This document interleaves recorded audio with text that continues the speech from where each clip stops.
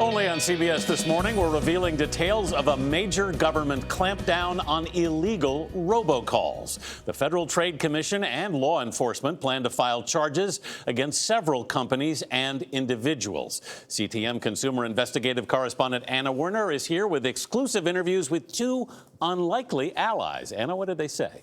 Well, good morning, Anthony. We spoke with two FTC commissioners from opposite ends of the political spectrum. They want to assure people they're working together to stop the source of so much frustration for consumers, robocalls. And they're calling it Operation Call It Quits. It's the ringing in your ears everyone dreads. Robocalls, the government says, number in the tens of billions every year. This is an important message regarding your current credit card account. Joining forces to find solutions are FTC Commissioner Rebecca Kelly Slaughter, a Democrat, and fellow Commissioner Noah Phillips, a Republican. There's no disagreement. There's no political difference here. None whatsoever. Robocalls are not just an annoyance that every single American feels several times a day.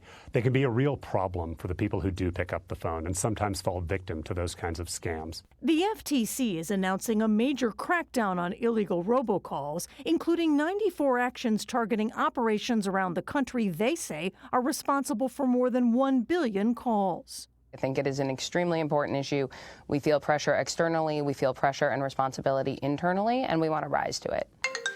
The FTC says companies targeted in the enforcement actions were using robocalls to pitch everything from bogus credit card interest rate reduction services to fraudulent money-making opportunities and medical alert systems. Do you think you're going to be able to fix it, though?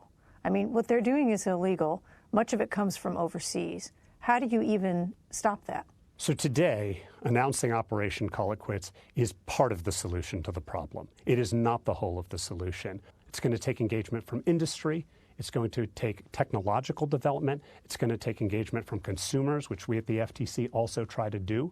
And the hope is, through all of these combined efforts, we can help push back. Our job at the FTC is to enforce the law that we have, and that is the thing that I think we are very, very actively focused on doing here. Experts applaud the joint law enforcement efforts, but say the dampening effect on illegal robocalls may only be temporary. Alex Quilici is CEO of the call-blocking company UMail. When there's a crackdown or an enforcement action, you see fewer robocalls from the people who were cracked down on. They usually stop. The challenge is they're replaced by someone else who often does the same scam. It often feels like whack-a-mole for us, but when we whack-a-mole, we are stopping a substantial number of cases of a number of unwanted calls, and that's important to me. Among the 7 FTC cases, 4 are new and 3 are new settlements. The defendants in some of those cases have already had their assets frozen. Others are expected to potentially pay fines ranging anywhere from $250,000 to $2 million.